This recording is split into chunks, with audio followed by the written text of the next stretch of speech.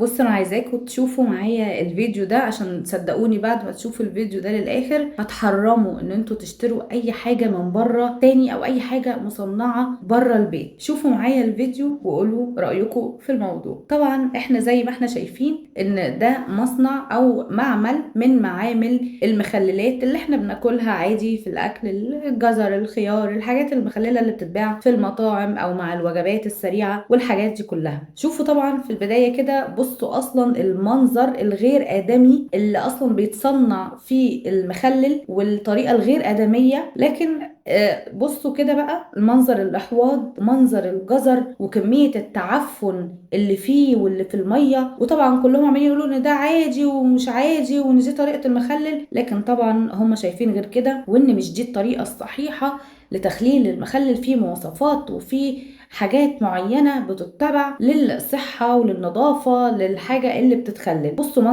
منظر العفن، بصوا الشكل، يعني في دود طالع على الجزر. وطبعا الحاجات دي كلها بقى بتتقطع، يتشال منها الحاجات البايظه المدوده ويتبقى منها الحاجات السليمه ويحطوها لنا احنا في المخلل، وهكذا بنفس الطريقه. بصوا كده، يعني منظر يعني يقشعر له الابدان. يعني بصوا منظر الجزر عامل ازاي، وشوفوا كده بقى في اخر الفيديو بعد ما يغسلوا الجزر ده هيبقى عامل ازاي. هتلاقيه فلايه ولا كأن في اي حاجه، منتهى انعدام الضمير. بصوا المنظر عامل ازاي. طبعا زي ما احنا شايفين كده، ويا ريتنا ما شفنا. طبعا كان في مشادات كتير كلامية ومجادلات، و يعني اللي هو بيأوحوا في الموضوع ان هم صح. لكن طبعا طبقا للرقابة ووزارة الصحة ان كل ده غلط وما يصحش وما ينفعش ان هو يتعمل بالطريقة المقززة دي. وعشان كده طبعا بيجيلنا الأمراض وبيجي ولادنا الأمراض بسبب الحاجات دي كلها اللي بتجيلنا من المطاعم واحنا مش على دراية بيها ولا بطريقة تصنيعها، وبتجيلنا بشكل جميل وكل حاجة. بصوا منظر الجزر عامل ازاي.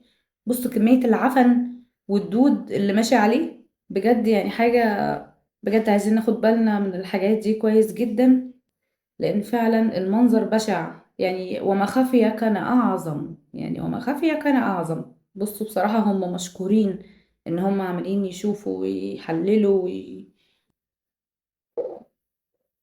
وطبعا في الاخر المكان اتشمع خالص، ودي مجهود طبعا مشكورين عليه.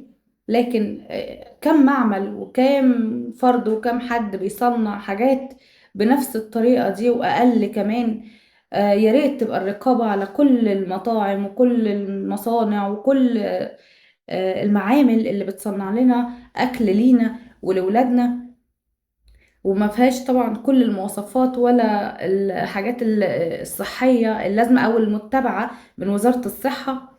ويا ريت كله فعلا، يعني فعلا يعني شد على المربوط يخاف السايب. بجد عايزين ناخد بالنا من الحاجات دي كويس جدا، لأن فعلا المنظر بشع. يعني وما خفي كان أعظم، يعني وما خفي كان أعظم.